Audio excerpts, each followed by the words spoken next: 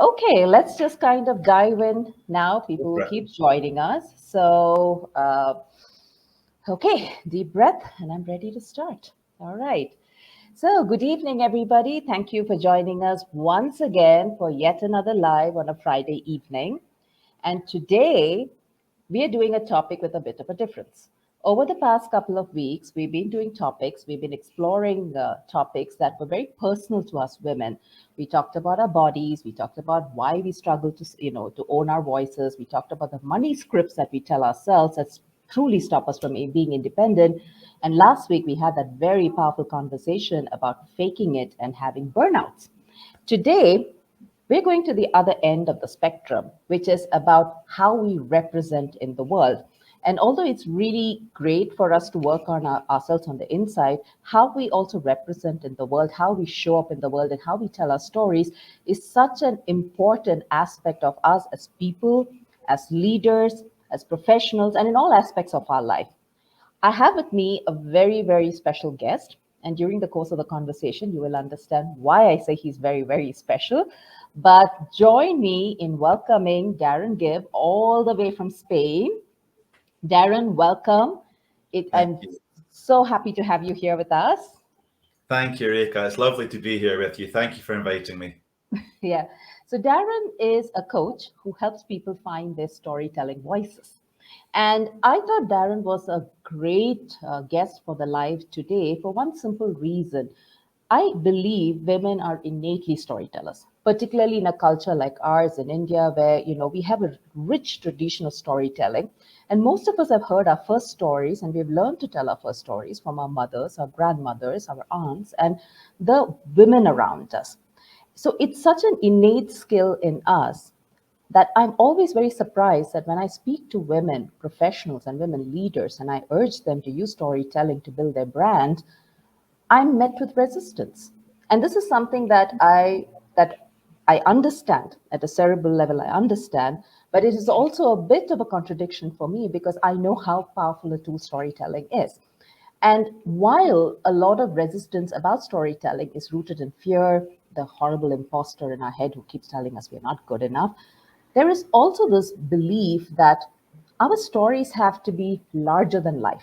We have to be larger than life in our stories. We have to be heroes to have stories worth telling. And this is not true. And this is exactly the reason why I wanted Darren to appear on this live and discuss this conversation with us, because Darren is who I call a hero slayer. But we'll get to this, we'll get to why I call him a hero slayer and which hero he slayed a little further down in the conversation. But to start off with, Darren, tell us a little bit about yourself. Tell the listeners a little bit about yourself, what you do, and most importantly, why do you do what you do? Great questions, Rika. So I'm a storytelling coach. I've recently transitioned in the last few months into kind of LinkedIn strategy. Why? Because if we look on LinkedIn, the most successful posts are story-based posts, right? Yes. Posts where people talk about how great they are don't do very well. Posts which just have a very explicit call to action, I'm the best, sign up with me, don't do very well. The best people on LinkedIn, apart from the Uber celebrities, your average people like you and I always notice that the best people on LinkedIn, and I think in business as well, are those who are prepared to share their stories with their audiences and communities. So that's what I do. Is, as you say yourself, there's definitely a misconception that you have to have an amazing, complicated, super exciting story, and it's just not true. So I work with people, coaches and entrepreneurs, and I help them to find their stories. I think this is one of the things people struggle with. If you're going to Mm-hmm. tell a story, you need to craft it. We've got Yes. our stories, but they need to be crafted. And Yeah. Matthew Dix, in his book Storytelling, what really, it's something that clicked in my head, is that the stories that we tell, whether it be to friends, family, colleagues, bosses, in the Mm-hmm. workplace, they're the Mm-hmm. same as stories we tell around the dinner table. They're Yeah. just more refined. They're more Yeah. polished. We've Yeah. practiced them. Think about that old grandfather or grandmother or the old work kind of colleague, that person who's experienced life and they've Yeah. got their stories. I know myself from older relatives. Yes. Even my parents now, I've heard the same story 100 times, but it's Yeah. because it's something it means to them and they've crafted it over the years. They've Yeah. learned when to build up that tension. They've learned when to take that pause, when to slow it down. And that's Yes. what it is. But I think we need to find our stories before we can craft them. Absolutely. Darren, I like the fact that you point out that we have to find our stories, because I work with women on their personal brands. And the fundamental aspect of a personal brand is you have to know who you are. You must know what you stand for. And knowing your story is such an important aspect of building your brand, because if you don't know who you are and if you don't know what your story is, how do you represent? How do you answer that question? Who are you? Whether it's in the boardroom or in a meeting or wherever else it is. So that's a brilliant point you make. But I'm going to jump into the next thing, and I want to kind of get your take. I find stories very powerful. Stories are, the stories I tell is what binds me to the people that I meet. Why, according to you, are stories so powerful in our everyday life? But, well, let's look at the science, Reka, right? Let's just forget why I think they're powerful. Let's look at some facts, right? So Right. when we're storytelling, when we're listening to a story, there's three chemical compounds that are released in our brain. We've got Okay. oxytocin, right? The love Right. chemical. We've got Yeah. cortisol, the stress chemical. And we've Yeah. got, oh, my brain's gone completely blank. How has this Yeah. happened? Yeah. Oxytocin, cortisol, and Yeah. another one that No, for some reason my brain's completely do- forgotten. Talking of the brain. dopamine. Is it dopamine? Dopamine. It is Yeah, dopamine. dopamine. Thank you, Yeah. Reka. The storyteller needs you to jump in and help here. Thank you. Always, So, always. the dopamine, the reward chemical, right? Cortisol, the stress chemical, and oxytocin, the love kind of engagement chemical.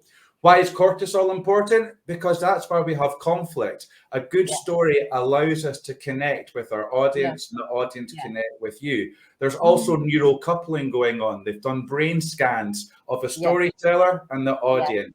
And the Yeah. audience have the same wavelengths, just a few seconds behind the storyteller.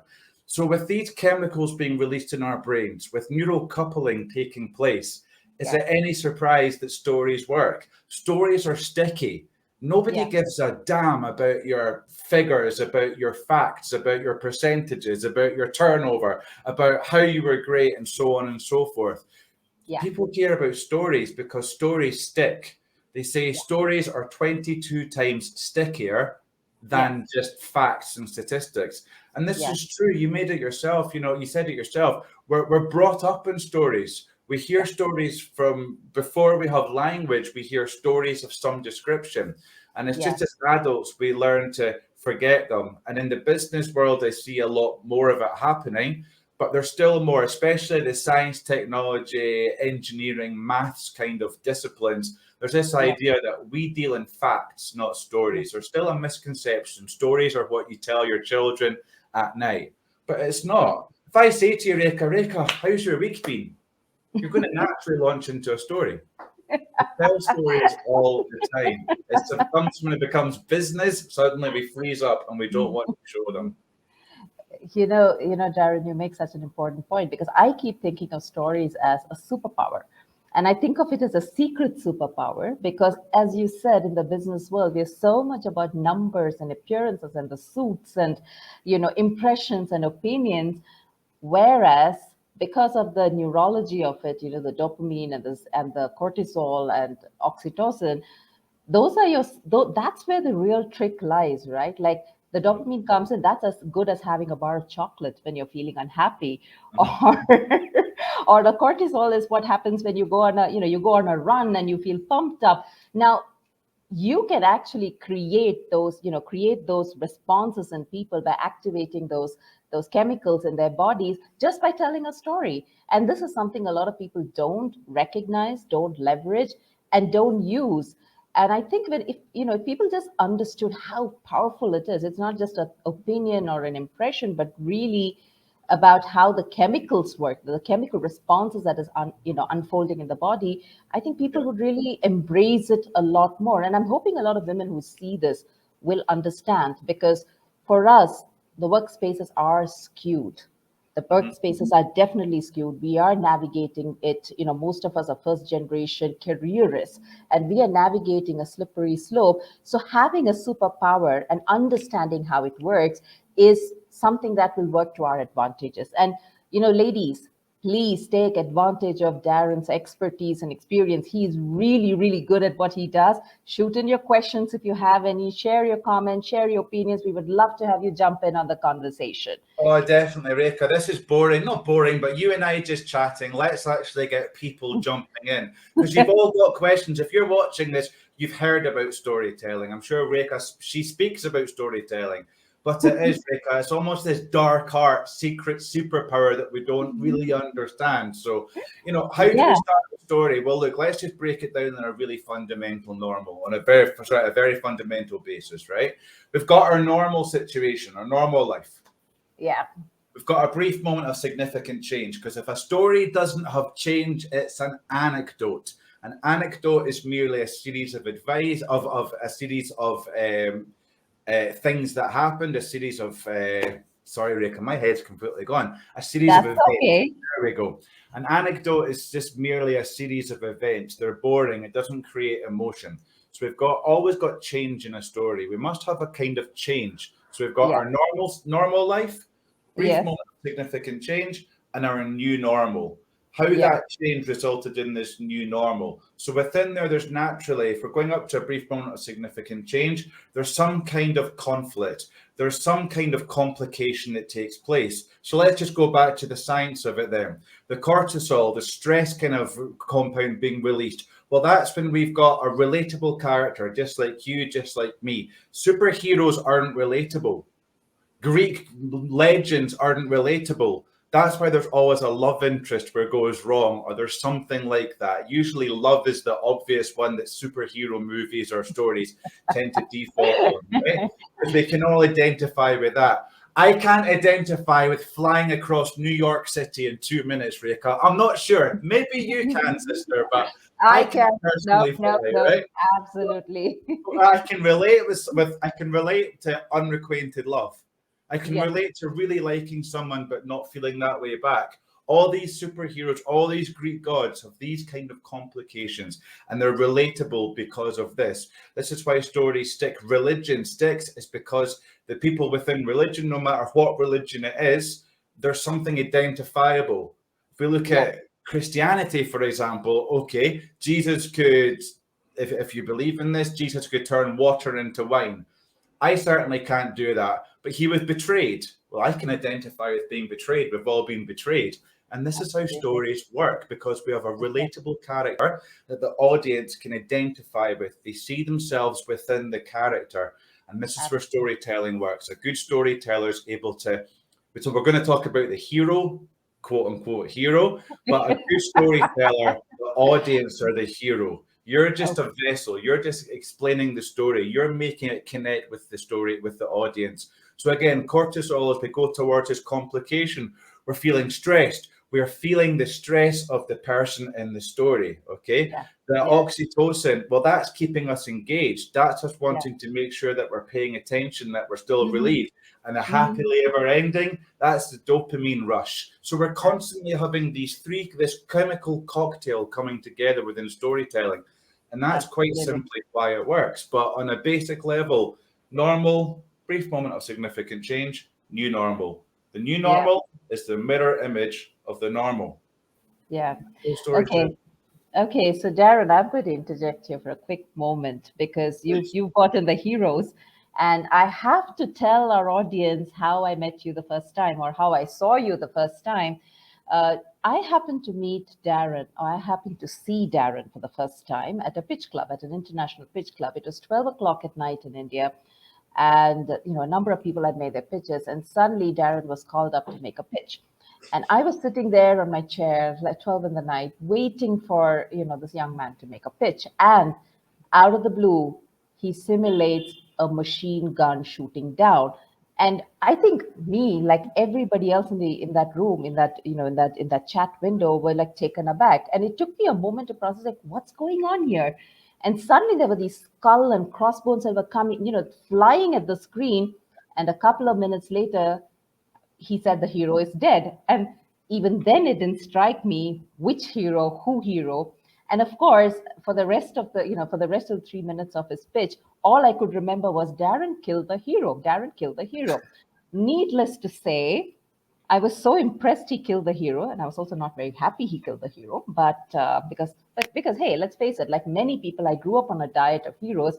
I love the whole aspirational, impossible aspirations that a hero sets for me. But I like the fact that someone challenged me to kill the hero, and I thought to put it over, connected with him on LinkedIn, and then we had a long, long, long conversation. So, Darren, tell the audience, which hero did you kill, and why did you kill that hero? Good question. I sometimes question that myself, Reka. I killed the hero's journey. It was the hero and his journey, which I killed simultaneously at the same time. So Mm-hmm. Joseph Campbell, a man called Joseph Campbell in 1949, wrote down the hero's journey. Essentially, 18 steps that a hero goes through to find this meaning at the end of it. To do so, he analysed hundreds of religious texts, Greek myth texts, and things like this, which is lovely and it's really good. And I mean, Star Wars is based upon the hero's journey. This idea that we start off not knowing anything, we have some kind of problem, we meet a mentor or a guide who's able to show us something else. We then begin to approach the innermost cave. Reka, for goodness sake, approach the innermost cave. No wonder people feel confused with storytelling when we're using language like this, right? So they approach the innermost cage. Here they meet tests, they meet allies, they meet enemies. Whoa! We then get closer. We have our first big battle with some big kind of bad boss. We think that we want to give up, but we carry on. We defeat this. We start to move on with our lives. Oh no, there's another boss we need to defeat, and it really looks like we're going to lose this. Oh, there's no way out. There's no way out. Finally, we defeat this boss. We manage to go home back to our original land. We've got our normal world and special world being separated. We're going back. We return with the elixir. It's why storytelling has been commercialized. It overcomplicates it. And for people who are watching right now, come closer. You don't need 18 steps. 18 steps are too much. If you're George Lucas and you've got a team of writers and you've got 3 hours and you've got a Hollywood budget, take your 18 steps. Perfect. If you're giving a 30-minute speech and it's all about your story, okay, take those 18 steps. It's a useful guide, but it overcomplicates it for mere mortals, to use a hero kind of terminology like you and I. When you're going into the boardroom and you're wanting to tell a 2-minute personal story or a 2-3-minute founder story or a value story, what does it do? It encourages you to have about 18 different settings, about 43 different characters, about 25 complications. The audience gets lost. The worst thing, the biggest error a storyteller can make is have the audience within a business setting sitting there going, bravo, what a story. Well, why have you just told me? What's that got to do about this month's sales forecast, right? Absolutely. I'm not a Star Wars fan, but I'm a Lord of the Rings fan. And, every time you talk about the hero's journey, I think of the Lord of the Rings. And I'm always, it always makes me smile because how you're not a Bilbo Baggins or a Gandalf to go do I've got a bit of Gandalf about me now. Come on, the beard and the hair. There's a little no, bit of Gandalf in here. no, I know there's a Gandalf in there, but let's come back to the hero's journey. So you don't need to be a hero to make an elevator pitch. You don't need to be a hero to tell people who you are. You don't need to be a hero to write your story. You don't need to be a hero. And Darren Gibb has just killed the hero. Thank you for that, Darren. Now, a quick question. What is the counterpoint? So we don't have a hero. Now, we don't need to be heroes. You've already mentioned that it's important for us to be relatable. What, according to you, are the fundamental elements that makes a professional story, a business story? Now, I'm not just talking about writing on LinkedIn. It could even be your your about section on LinkedIn, or it could be a 3-minute elevator pitch in an interview, or just a business selling opportunity you have. Yeah. What, according to you, are the fundamental elements that makes a story extraordinary in the professional setting? Yeah, so I'd say again, Rika, a story in a professional sense is the same type of story we tell around a dinner table. It's just Right, more polished, right? So right, by this, what I mean is we don't need to be using over elaborate language. We certainly don't want to be using jargon, because jargon's just it's too technical. yes, It feels false. So we use the language that we use every day.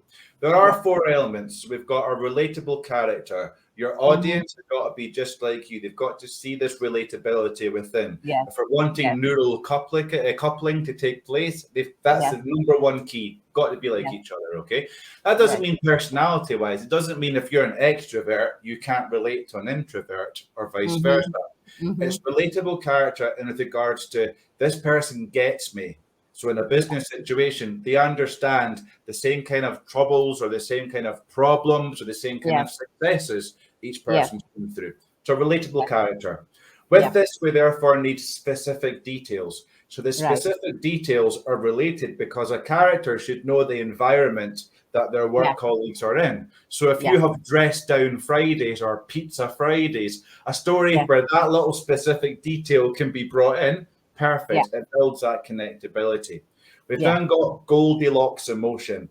Okay, Not too much emotion, not too little emotion, just okay, the right amount. And it's okay, authentic. If you were really annoyed about something, that's okay. You can say, I couldn't believe it. Could feel myself breathing deeper. We show, we mhm, don't tell. But you don't yeah, want to start saying that you cried for 4 days straight and you were unable to get out of bed.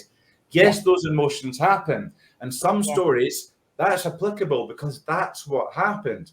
But you're yeah, not going to cry and not get out of bed 4 days because the photocopier was broken, right? yes, So let's not exaggerate. Our emotions got to be honest, but the audience must believe it. So we need to be honest. It needs to be not too much, not too little, just the right amount. So it's relatable and it's authentic, depending yeah, on how you genuinely felt at that time. yeah, And the final element is your brief moment of significant change. As I say, mm-hmm, every mm-hmm, story deals with change. And I say brief moment because I don't have kids, but I've got friends who have got kids. And quite a yeah, lot of them, the men especially, will say the moment they held their firstborn, especially for the first time, within 5 seconds, everything just suddenly changes. It's this yeah, idea, right? I can't do this anymore. I can't do that anymore. This yeah, person is my sole responsibility. Everything I yeah, do, every penny I make is going towards this little person and bettering their future. I'm going to do this. yeah, I'm going to do that. So we can mm-hmm, track it down, even if you're thinking about, and it does not mean if we think about a car crash, I've got a story about a car crash in New Zealand. We can bring it down and we can look at the 5 seconds, 10 seconds it took place there. Now, it mm-hmm, wasn't actually the crash. Lots of people think about the crash, that boom, that must be your brief moment of significant change. No, it yeah, wasn't. It was yeah, after looking at my ex-girlfriend in the car, seeing she was still alive and yeah, getting out.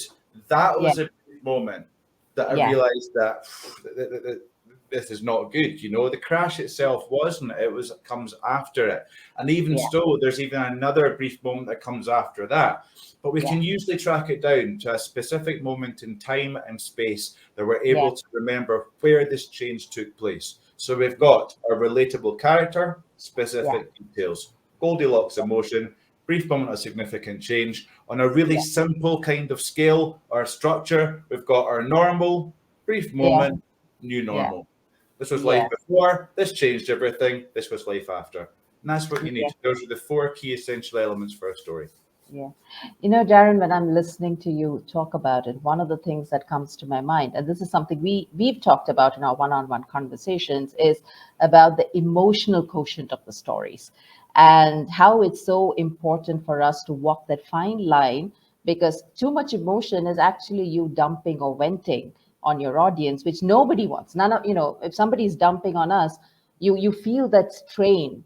Yeah, And when you don't have enough, you feel shortchanged, you feel left out, yeah, you crave more of that connection. So I really like the fact that you're bringing you're connecting relatability to the emotional quotient of the story, because really that's what drives the emotional, this is what makes a story stick. that Yeah. that moment when you listen to that story, like I was listening to you talk about when men hold their babies for the first time. I don't have kids myself, but I do remember when I was born, my father, who had been a chain smoker, took his last cigarette, stubbed it out, No and way. said, yeah, and said, never, I'm done. And he never lit another cigarette after that. And I had no idea of this. As a 4-year-old, 5-year-old, my mother used to keep sacks of triple five cigarette packets in the kitchen. And I used to always ask her why. And she said, that's how many cigarettes your father smoked in the month leading up to your birth. And then he put out his last cigarette and he never smoked after that, ever. Wow. Right. So that's what it reminded me of. And you talked about, that whole emotion of holding a child in your hand, and how you brought out the emotional quotient of the story. I think that's really, really great. I have a question for you, since we're talking emotions and since we mentioned authenticity, which is about vulnerability and storytelling. What's your thought? What's your take on vulnerability and storytelling? Ideally, they go hand in hand. Not every story has to show vulnerability, but lots of Mm, stories which we tell usually will talk about something that went wrong and then how mhm, we fixed this in a business situation as well. I think as I say, as I kind of alluded to earlier on, within a business mhm, story, the key difference between a normal story and a business story is there should be a business point at the end. So some sort mhm, of business point that relates to the mhm. meeting you're having or whatever it is, the person you're speaking to. That's the only slight change when it comes to a business story per se. But Yeah. vulnerability, absolutely. If we're talking about change, there's going to be Mhm. an element of vulnerability. So I'm going Yeah. to just riff here on your dad's story. Okay. I've got no Sure. Sure. information here, but I'm just going to try and go for it. Sure. So it's not my story. I can't take ownership over this. I've got no Right. story whatsoever. So I'm gonna, and I'm thinking, and I'm just thinking off the top of my head here. We're always wanting to tell our own stories. Ideally, we can tell other people's stories, but it's always got to be from the perspective of you as a storyteller, right? Yeah. So again, just thinking. So I've recently restarted smoking. I gave up smoking Okay. for 6 months. This is a true Okay. story. I've Okay. recently, in the last month, with summer, a few beers, Yeah. cigarette smoke, I started smoking again. So I have restarted smoking, but I will stop smoking very soon. So I was able to do it just like that, and I stopped smoking. So Okay. your story there really resonates with me. Yeah. Rekha's told me this story here about her father, a very heavy smoker. Now, we smoke for lots of reasons. Essentially, we start when we're young, we become addicted to it, and it becomes a part of our daily lives, our daily routines. There's Mhm. nothing Mhm. wrong with smokers. Yeah. Non-smokers might not like them, but there's nothing wrong with them. They're killing themselves, they're killing those around them. We do Mhm. know that as smokers, but addiction's a powerful thing. And the selfish element of us as smokers are that in moments of tension, we make ourselves believe it takes away stress. Now, I'm Yeah. not convinced how much it necessarily does, but I've been there and certainly benefited from having that cigarette. So Rekha told this story here about her father being a heavy smoker. I can identify with that and creating this relatable character, right? Mhm. And the moment that he held Rekha in his arms, that was his beforehand was his last cigarette, and he never smoked again. For me, this is quite an incredible story because I've been there. I know how difficult the addiction is. I was able to give up just one day. I went to the tobacco shop, it was closed after 20 years. I'm not smoking anymore. Didn't smoke for 6 months. And then stupidly, I took it back up again and I'm now smoking again. But Yeah. just hearing that story is incredibly powerful because, again, it comes down to free will. It comes down to dedication to not smoking and a reason for overcoming that, for not smoking anymore. And ultimately, it's the health of his newborn daughter, those around him, and himself. He wants to see Rekha as she gets older. He doesn't want to be dead by the time Rekha is just 10, 15 years old. And that's something parents all have in common there. So for me, hearing that story has kind of revitalized me and my dedication to actually give up smoking, because it is stupid. And just like your dad, I was able just to stop 6 months or 8 months ago, and then I started Hmm. again. We know it's bad for us, but we understand it's an addiction, but addictions Yeah, are curable. There's no reason to continue with an addiction. yeah, And just yeah, hearing that story there, I can understand that your dad wasn't a bad guy before, but he made a decision, a conscious decision, to stop smoking for the yeah, benefit, ultimately, for your health, but also for his own, so he could see you as you're older. So yeah, there's a story tied up within that. There's specific details, your story, that I've brought up there. There's a relatable character, your dad, but also me. That story is really about me and your dad. You're kind of secondary to it. It's me and your dad's story there. yeah, I'm relating with him as a smoker. I'm relating to him as somebody who's had an addiction to it. yeah, I'm also yeah, relating to him because I'm able to understand that just stopping. Now, yeah, this yeah, non-smokers, this what non-smokers won't remember the story quite as much. But if somebody's a smoker and they know that they've got to give up and they want to quit, this yeah, little story will stick with them because there's a yeah, relatable character. They're like me and your dad. There's yeah, specific details, smoking a certain amount a day. There's mm, emotions, frustration, disappointment in myself. My smoking buddy out there who's watching this will probably feel similar feelings there. And there's that brief moment absolutely. of significant change. And ironically Yeah, enough, that brief moment for me is hearing yeah, your story about yeah. your dad quitting. So it's got all those elements within it.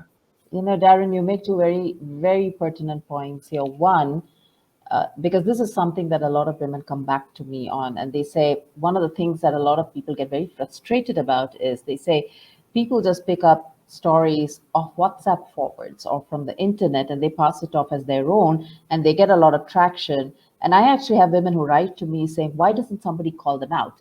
And when I like posts on LinkedIn or on social media, I have to be very careful because I know people are watching me. And if I like a post that, I genuinely didn't know it was a forward, but if I go and like a post, someone comes back and tells me, "Why did you like that post?" Because that person is not the author of that story. It's not her story or his story to tell. You make such a valid point that in this day and age, not everybody is creating their content. Not everybody is an original content creator. Not everybody is telling an original story. So if you are, or if any of us are telling another person's story, it is so important to present it as a third party or a second party or as someone who has received the story and you are telling it from your perspective, not taking ownership of the person who actually crafted that story or is the protagonist of that story.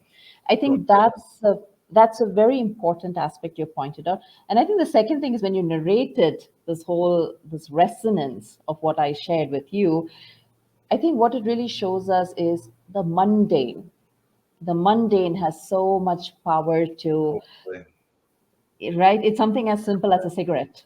It's something as simple as a cigarette. For you, it's a cigarette. I know so many women who have, who tend to binge out on sugar when they are depressed or sad, and that's an addiction in its own way. So many people bond on children, on parenthood, on motherhood, or a bad day at work, or having a bad run-in with the boss. And these incidents, as mundane as they are extremely powerful because they resonate.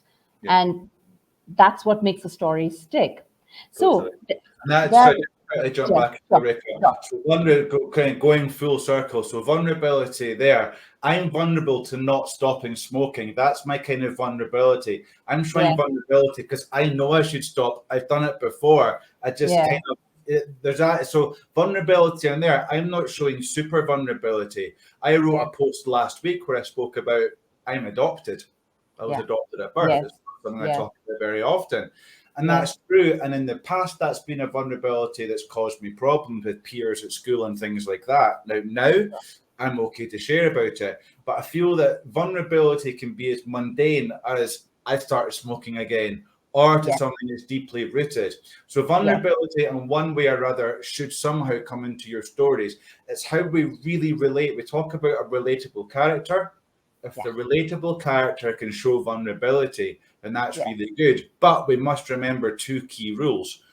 Number one, if we don't feel comfortable about it, if something doesn't feel right about it, it's Yes. probably not a story to share. We show our Absolutely. scars, not our scabs. Scabs Yeah. we can pick off and cover our audience with blood. Who wants that in a 9 a.m. Monday morning business meeting, right? Share Yeah. your scars. Scars are healed. There's something physical there to show, but you've Yeah. learned from it. It no longer hurts. Scabs are Yeah. still painful. And I think that's a key thing to remember. We share our scabs. Sorry, we share our scars, not our Not the scabs. scabs. Yeah. Scars, Okay. not scabs. Everything. Scars, not wounds. It's got to be fully healed. And so my adoption story almost went against that because it's still something that I don't feel vulnerable about, but it's something that many people just don't, especially in the West, I feel just don't quite understand, and it's almost something that's not spoken about very much. And there's lots of stereotypes and misconceptions about it. I think that's more Mm. why I just don't really bother. So I would Yeah. say that my adoption story isn't Mm. necessarily a fully healed, translucent scar. What I Mm. would say, there's little bits of scab left on it, but if I pick Mm. it off, there's a scar Mm. underneath that's not bleeding anymore. So Yeah. if there's no Yeah. blood, it's okay. But if you feel there's any kind of metaphorical blood there that could still leak out, it's Yeah. probably not right to share. Having said that, for some people, sharing that can be incredibly powerful. But just Yeah. remember, our audiences are not our therapists. Agreed. They want to hear the pain that you're still going through. The idea of a story is we share a struggle, we share a problem we went through, a vulnerability, but we're able to show our audience what action we took and then what Yes. we learned from it. And Yeah. that's how stories are truly transformative. Absolutely. We actually offer up wisdom from our learnings, from the process of healing, the process of having walked that path, and navigating that path from the normal through the drama to the new normal. You actually gain wisdom, you grow as a person, you expand, and you offer that wisdom up, and that is how your story gains value. Great point, Darren. Thank So how can now, if there's somebody, an ordinary person like you and me, who's sitting on the fence wanting to craft extraordinary stories, how do they get started? What tips do you have for somebody to get started and sustain it? Because a lot of people get started, they do 1 week of posting, and then suddenly they run out of fuel and they get very frustrated and they give up. So how would they get started, and how can they sustain this practice of storytelling? So there's two questions there. How do people tell I know. extraordinary stories and how do we sustain it? The Yeah. first thing I would say is with storytelling, be okay with okay. We don't do anything extraordinary the first few times we do it. Extraordinary takes time, experience, knowledge, and learning. And I think that's Absolutely. part of the problem, Rika, is that people are wanting to craft the extraordinary and they're Day not one. able to, because like anything else, it takes time to learn a craft. So Yeah. be okay with okay. What I Yeah. would recommend, so there's another part to that as well. Keep a story journal. Five Lovely. minutes before bed, every single night. My God, if you want to be a storyteller, you can do this, or want to have your own stories. Just write down, not even in full sentences, what happened today. Is it a Yeah. traffic jam? Was it the paper copier, the photocopier being broken again? What was it? What happened that day? Just one event. If you can make two out of it, two different events, amazing.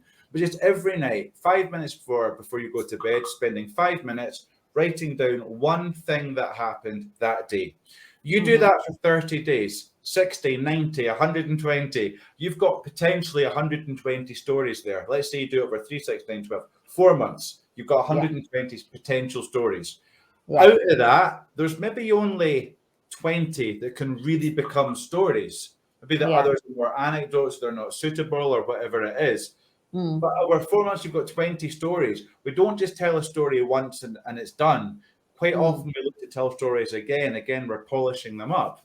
And Yeah. so that's one way you can naturally see it. Yeah. It acts as a little bit of, I think, self-therapy as well. I think you can start noticing things that happen that you would never Yeah. normally slow down to look at. And Yeah. again, within there is stories. Yeah. Children are storytelling machines. Yeah. Adults are not. We lose that Yeah. innocence. We become vulnerable. We don't want to Yeah. share. So just write it down every day. What happened? 5 minutes Yeah. is all it is. Just brief sentences. And again, see the ones that you go back to in a month and you still Yeah. remember it. There's Yeah. probably a story there. Some things happen to make it stick. If it stuck for you a month later, it should be a sticky story that'll work. So that's the first bit of advice I would really give. And for sustaining it, you just have to. It's imposter syndrome. It's not laziness. It's imposter syndrome. It's a Yeah. fear of being vulnerable. It's a fear of sharing a story that's going to others might use against you, and so on and so forth. That's why we share our scars, not our scabs, because Yeah. scars are healed. We don't care if somebody uses it against us. What I Yeah. would also say is actually we're adults, and it's quite Yeah. unlikely that we will have it used against us. So if you feel comfortable sharing it, just share it. If it's social media based, share it on social media. There's Yeah. no reason why you can't then, if you're looking into being a content creator, you can Mm. repurpose your old stories. Maybe you tell it again in a different way or in a different perspective or Yeah. whatever it is. But just really turning up, being consistent, Mm. and remember that everybody has imposter syndrome. I've got imposter syndrome. You've Yeah. got it. Absolutely. CEOs around the world have got it. Everyone's got it. But it's a Yeah. damn good thing because imposter syndrome shows we care about our community, our audience, our colleagues, and ourselves. If the moment you stop having imposter syndrome, you've lost the passion for what you're doing, and it's probably time to move on.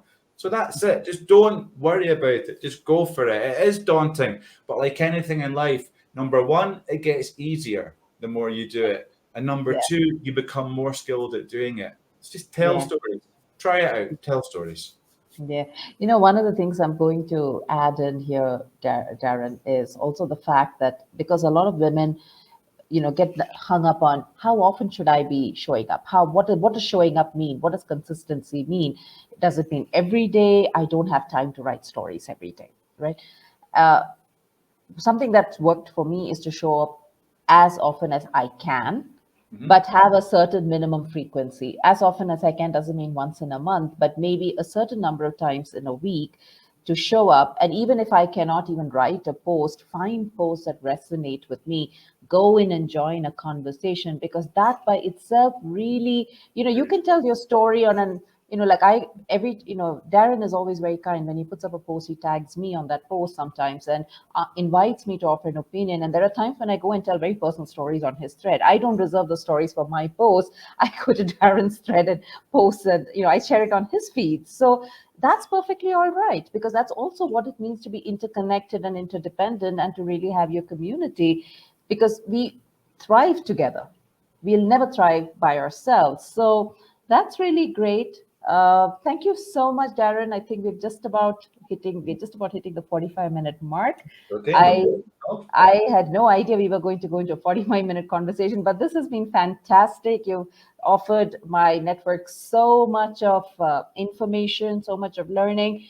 And everybody, Darren's on LinkedIn. Do check him out. Do Feel check out free. his profile, because Darren puts out a lot of tips on storytelling. He leads by example. He shows you how to craft stories.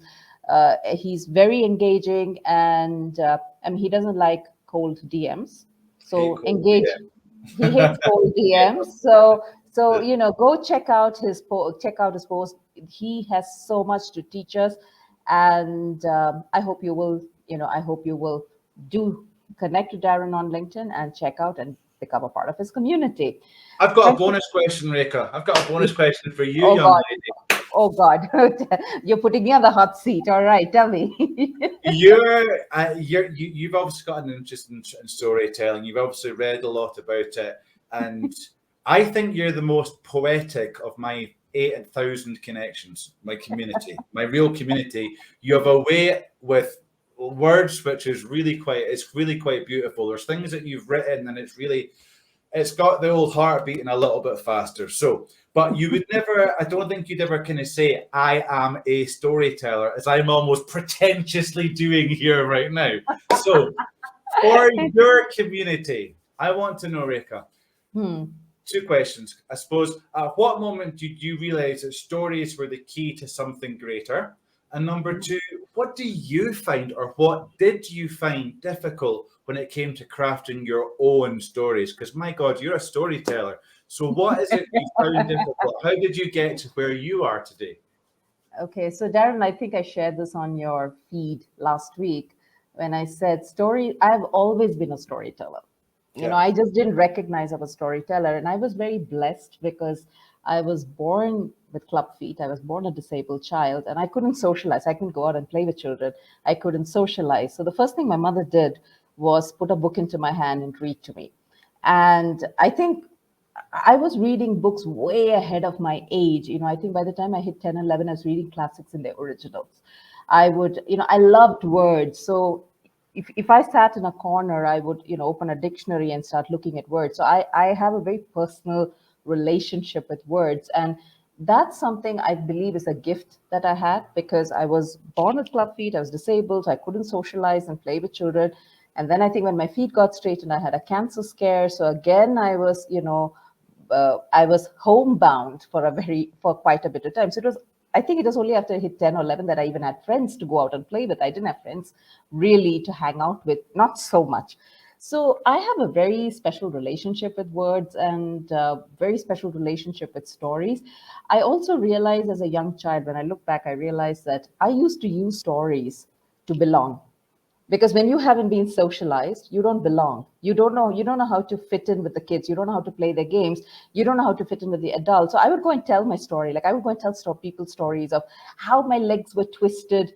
I didn't know the word club feet, so I was born with twisted feet. And I would talk about my cancer scare, and I would narrate it as a story. People weren't intimidated. They were very fascinated by me.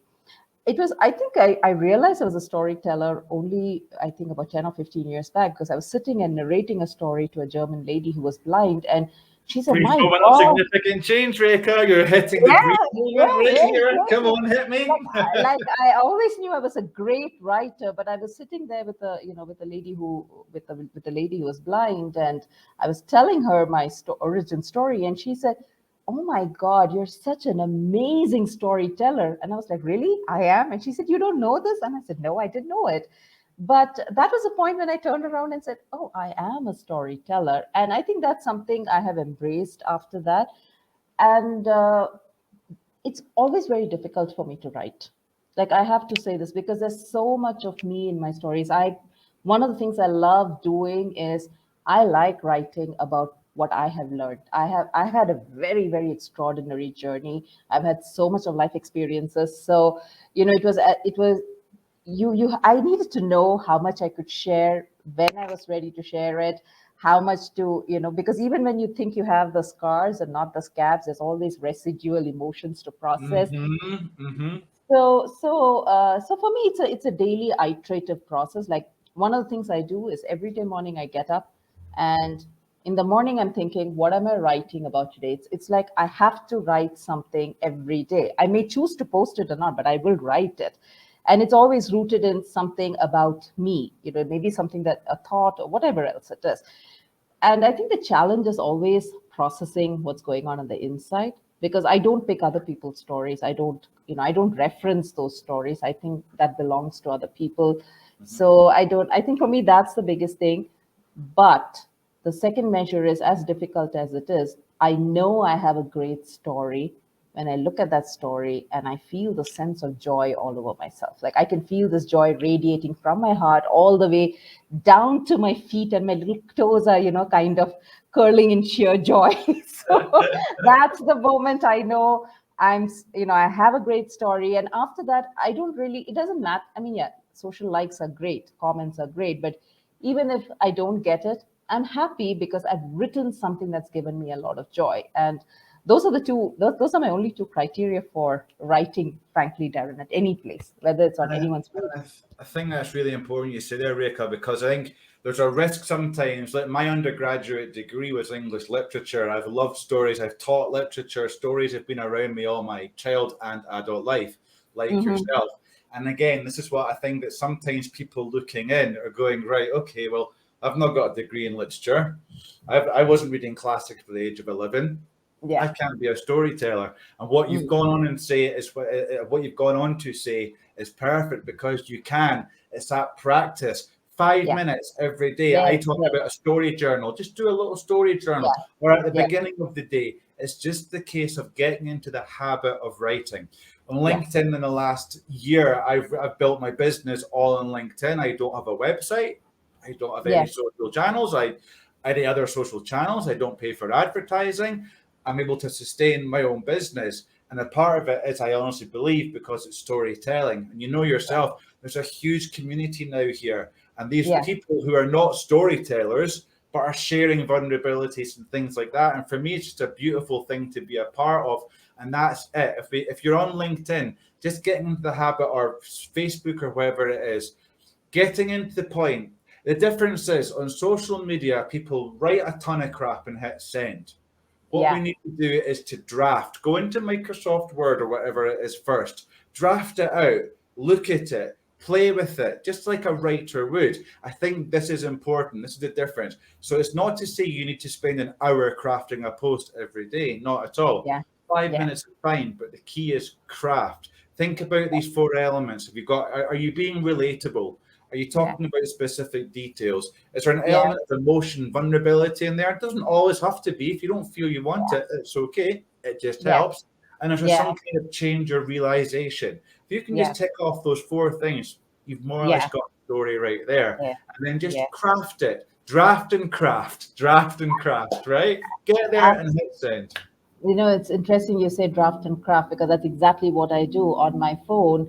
I have my Gmail, and every time something comes to me and I say, "Oh, that's a beautiful sentence," I want to make sure I don't forget it. So I don't wait for my journal. I open up a draft email and I put it down there and I write for maybe 10 minutes or 15 minutes, and then I shut it up and leave it there. So if anybody had to really, I mean, if I were to be robbed, the thing that would hurt me the most is losing my Gmail because it's full of drafts of